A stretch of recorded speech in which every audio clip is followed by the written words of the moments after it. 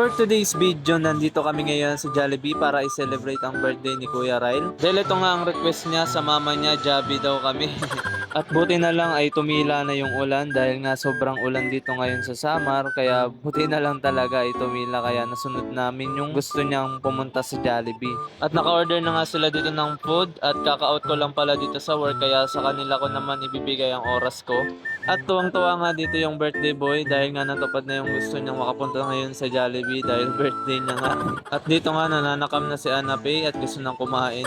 At ayan na nga, dumating na ang aming food. At ito na, excited na nga si Anna Pay at sinisilip pa kung ano pa yung pwede niyang makain. At natuwa na naman nga dito si Madam Ana dahil nga nakapaglakwatsa na naman kami at panay pakit pa nga sa akin dahil nga may kinakain siyang at parang nang aasar pa nga siya dito. Sinubuan ko na nga dito ang birthday boy. Si Ana Pay nga dito sarap na sarap sa kinakain niyang fries. At salamat nga pala sa nag-sponsor ng pagkain, si Jan Care Remojo. Shoutout sa iyo. At hanggang dito na lang.